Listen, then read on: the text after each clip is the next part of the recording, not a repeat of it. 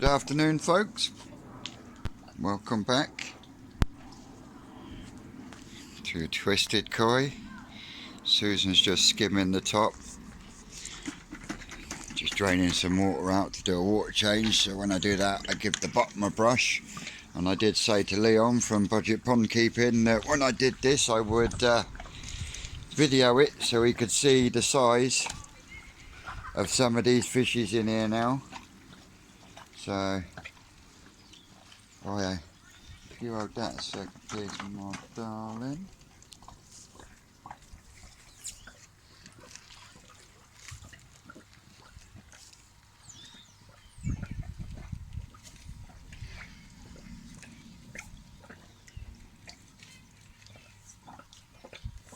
So, yes, in the next week or so we will be harvesting this pond again, but then at the same time we are also going to go through the ones that are in the growing on tank, because some of them should really be out here, and as you know, there's plenty of big ones in here now. So yeah, once we've harvested this one up, we'll notify you on fry for sale. But if you look at some of the sizes on these as I lift up the rubbish from the bottom,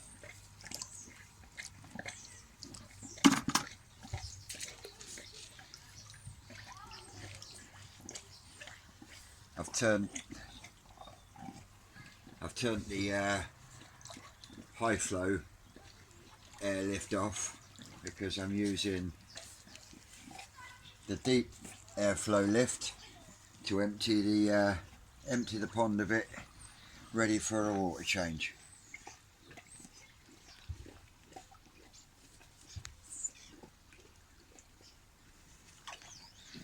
Look at the size of that one at the back.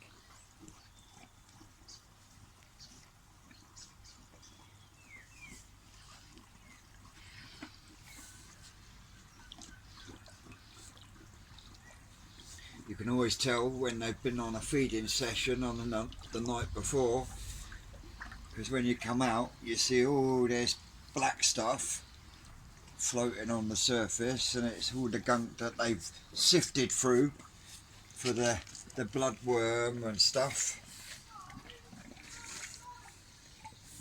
But I do think that we might end up emptying this tank completely when we harvest, so we can do a proper sizing and grading of the fry, because as you can see, they're all getting fairly big now.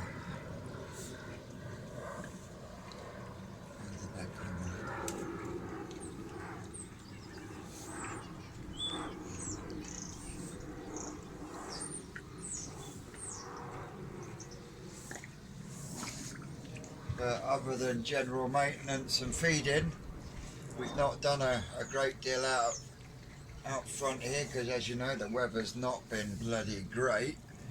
But I did manage one day last week to get a few bricks in over on the other side. That's where we're going to put our barbecue stand. I'm no bricklayer, but I'm well pleased with that. So we'll just chuck a bag of concrete or something on the top for the minute so we could move barbecue out here.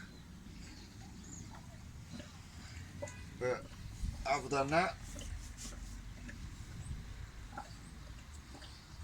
I'm going to continue brushing for the minute while the water's dumping, and if I put the net in to get some of the bigger shit out, if I manage to get some in the bowl, I'll show you them afterwards. Till later, we'll see you soon. Here we go. I've stopped brushing for a minute and they've all decided that they're going to come up round the edges now. When the camera decides to put its finger out its arse and you know, bad workmen and tools and all that sort of thing. Yeah, fuck it. Technology.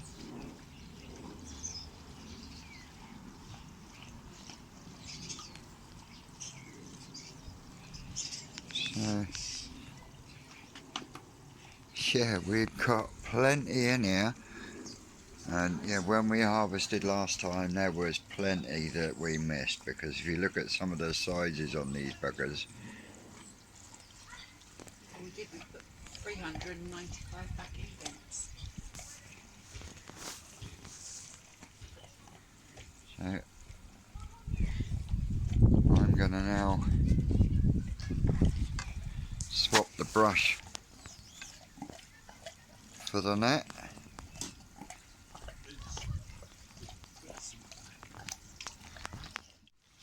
Have a look at this one that Susan's just scooped up. Look.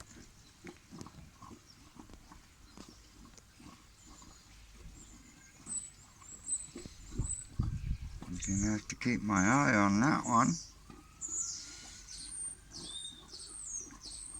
So like I say, if anyone's interested in some fry,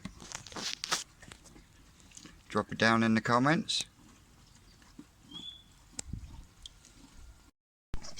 Look at the size of this Deutsch Kajaku. Absolutely unreal. I knew I missed quite a few when we harvested last time. But look at the size of he.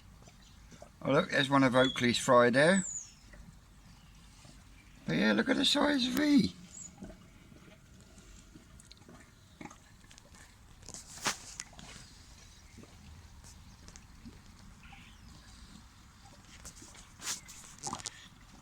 I bet he spent some time going munchety munched. Oh, look at this one. That one's nice as well. I tell you what, there's some lovely Harawaki in amongst this lot.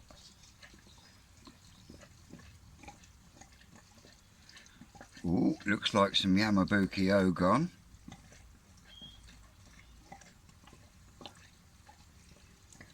Wow. Oh, look at that one. Look at that one with the yellow.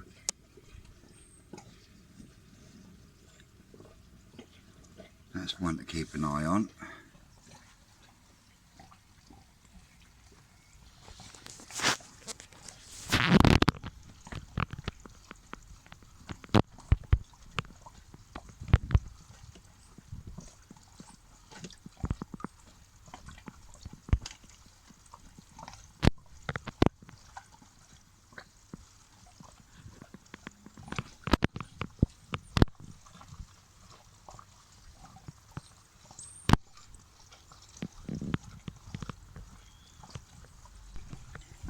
Now we're still running the net round the front pond. As you can see, we still have some really small fry in there. So I think what we're going to do is we're going to net for another 10-15 more minutes, and then what we've got in the tub, we will have to get an air stone in there while we then go down to the ground on tank, and we'll have to net them up and go through, because there's some small ones in there as well that would benefit from being in here, and the bigger ones would benefit for being down there, if you get my drift. At least then the smaller ones still get given that extra bit of chance.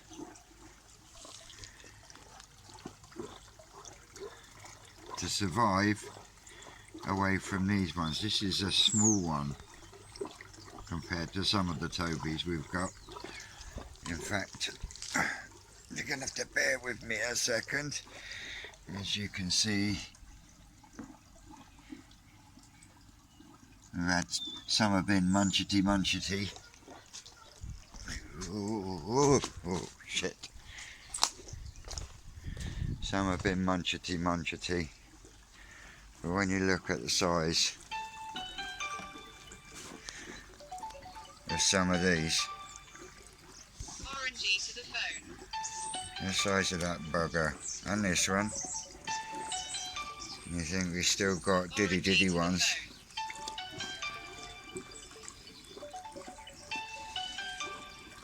This one, oh wow.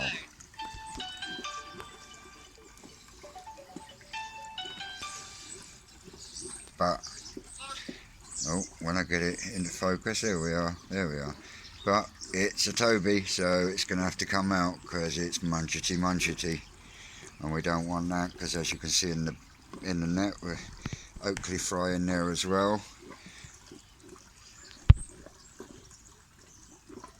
So we're going to spend another 10 minutes here running the net round, and then we'll head down to the growing on tank. That one's quite unusual.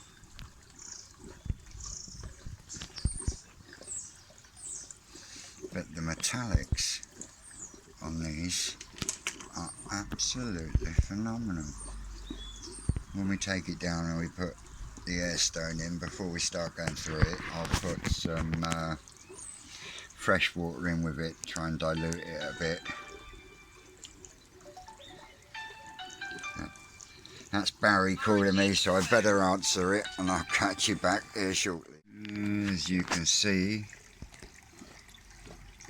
when looking into this bucket at the moment, all I'm grading for is size. There is some clonkers in here. So I haven't got the tripod, so let me get my little pan net.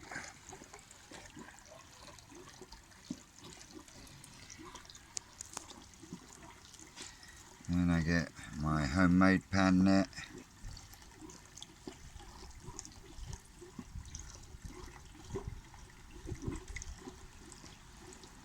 Let's say I'm not going on pattern at the moment. I'm purely going on their size. That one ain't even wanting to jump into the net.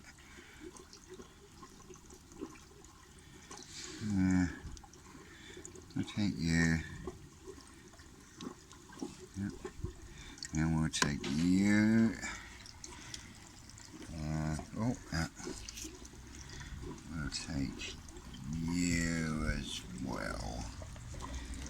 And what we do is these ones. I'm free! I'm free!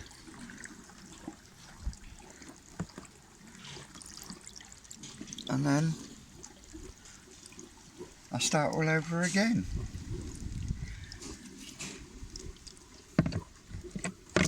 Whoa! I fucked that up, didn't I? Yeah. Sorry, keep recording. He wasn't even recording. Oh. Warranty to the phone. I want that one. Warranty to the phone. Oh no. Didn't answer it quick enough. Didn't want you. Want you.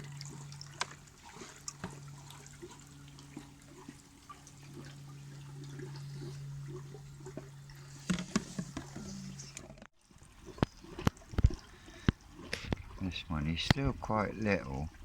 I don't know if the video's picking it up or not. But he's a metallic Harawaki by the looks of it. But his zipper is Ginrin. Oh, there he goes. Yeah. So metallics with Ginrin zippers.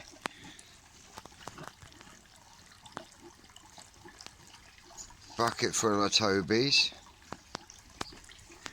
There's a couple more to be caught in here, and we'll come back to you when we're at the growing on tank, because I'm going to have to bag these and float these anyway, and vice versa. But yeah, look at the size of some of these.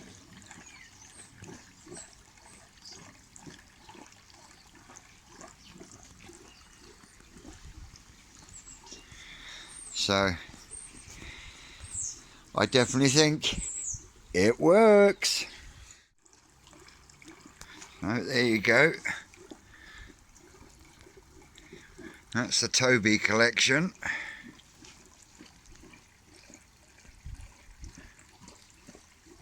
Take these down to the growing on shed now. Get an air stone in there with a bit of fresh water, and we'll go from there. Right, well they're in there with a bit of fresh water and an air stone. Look at these buggers out here. Oh, you little bastard. Look. Look. All this fuss over a bit of fucking orange. My poor lilies. Look at them. Look at them. They're like bloody piranha.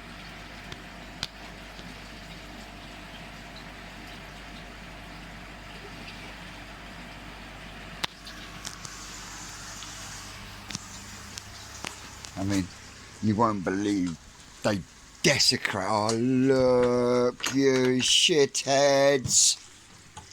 Look, my lily flower. You little bastards. Yeah, go get your orange. Let's see if I can keep hold of you while I do this. Oh. The whole reason I put this basket contraption in. Oh look, there's what's left of a gem lettuce as well. Look, they were given that at about 12. There was 2 of them. The rest of the second one is on the bottom. But this is what they're after. Look, put it over there. But what I did, because they kept destroying my lily plants, as you can see, but I made a framework that encases them. If you see, my hand goes all the way down, and I've got some meshing around 22mm overflow pipe. Just made a framework. Had to make a bit of a frame. I'll draw a picture for you, but my pond walls, they don't go flush with here. They go in at a 45 degree for about 4 inches, and then the wall is here. And my reasoning for that was I didn't want to put fences or glass across the front of my pond as a jump barrier. Now this triangle goes all the way around the top of my pond, so it is actually sort of like about 4 inches deeper all the way around, and I did that for the reason, oh, there we go, fucking wet ass bastard, is if they decide they're going to have a jump and they want to go straight up, they're not going to go over this way because the triangle will force them out that way. Thus, I also thought that would also make life easier with the natural stone on the edge, because if and when they ever did decide to spawn in this pond, then they wouldn't be damaging themselves against the edging.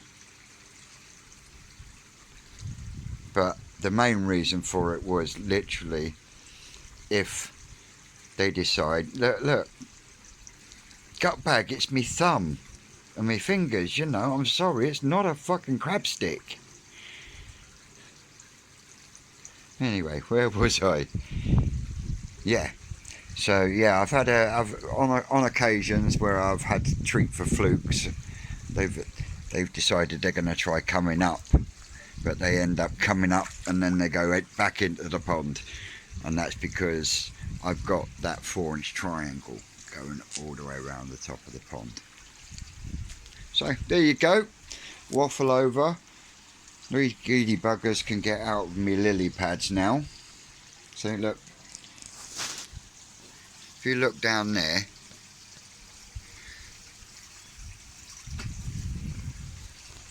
that was this morning's half a lemon. I'll be fishing it out in a bit, but they've even eaten half of the rind as well as the fruit. gutsy bastards. And on that note, I'll catch you later. There you go, folks. The bigger of the little pond in here now. Lovely Deutsch Kajaku there. Some nice Harawaki. Deutsch Yamabuki. Some lovely sizes on them. And a lot of difference in the sizing and all. So yeah, we're going to count these into the tank now.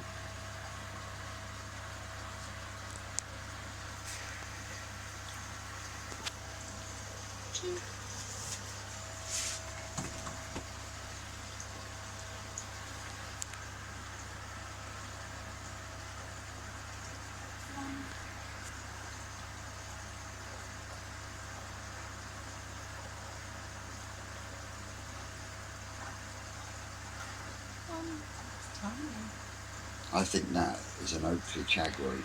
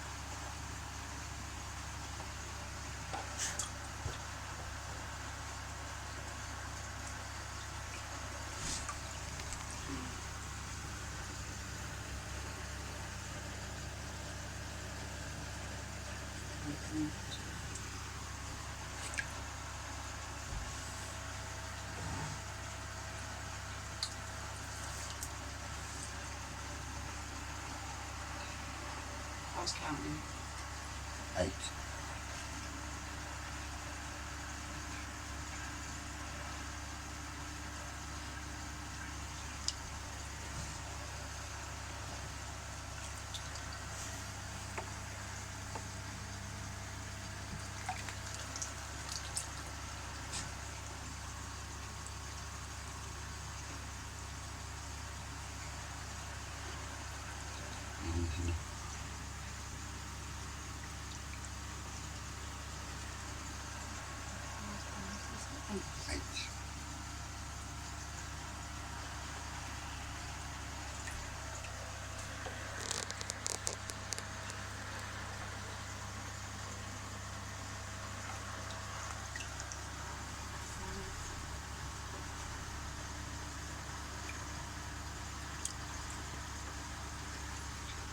So you've got the other advantage of bringing them in at this size now is the fact that these will get a constant, consistent temperature, which will aid in their growth.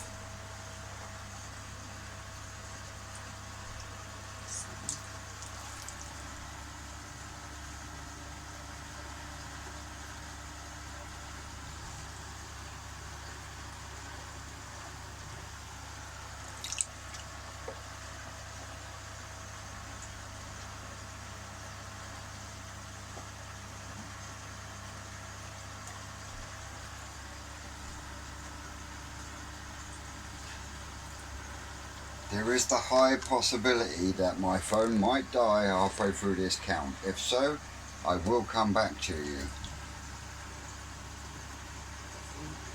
4,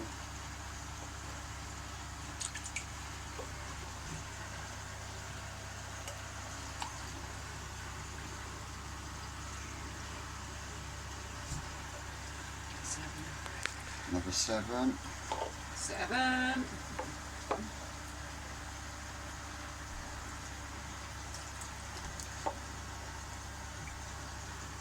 6.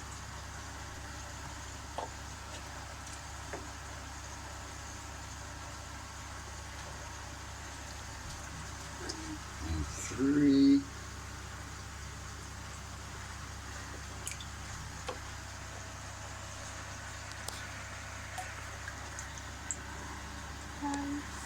5.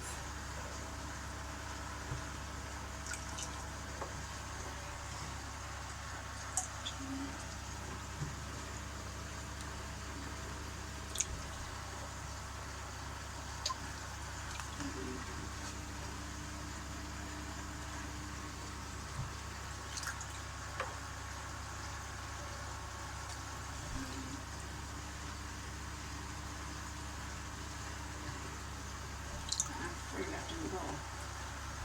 And then 3 left in the bowl. 3 left that don't want to get out the bowl. I think that one's zipping round.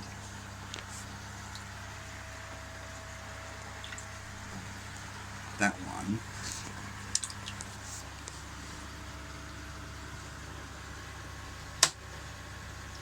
I think you'll find that is one of my Oakley Fry babies. When the camera focuses, yeah. Cool. Talking about Oakley Fry babies, the little tank that I've got set up over here for Leon and his 10 little babies. Monday, when I set it up, it was absolutely PP green.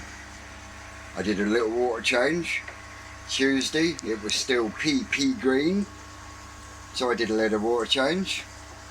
Same on Wednesday, I did a little water change, and it was PP green.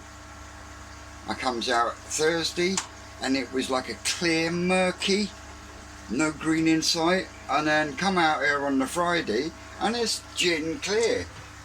And all it's got in there is a little sponge filter that's run by the air pump here.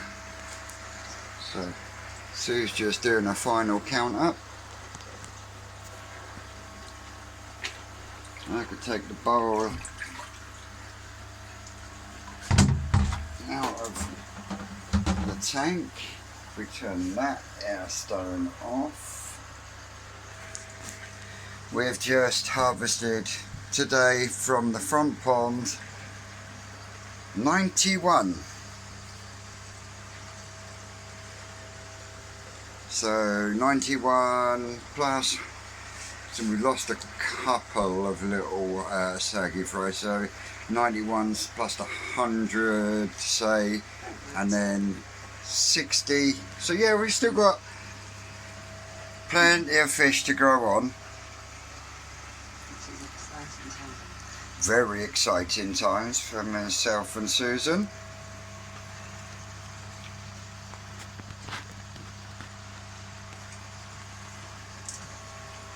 And on that note, I'm going to go and try and string this lot together. From me, a happy pond keeper. Catch you on the next one. Just as an after note, I know I did say that we were going to take some fish out of here, but even though they would have been floated, I didn't want to risk them being shocked with such a temperature difference between inside and out. Going from cold to a warm temperature isn't as bad, but going from warm to cold can end up with stress problems and so forth and so on. So with the fact that the Asagi fry are so special to us, and for the fact that they're from Adam and Amanda's very first ever Asagi spawning, and they were unselected, so yeah, very exciting times. But I just wanted to add, that's why we haven't moved them. So till next time, This has been Twisted Koi. Catch you on the next one.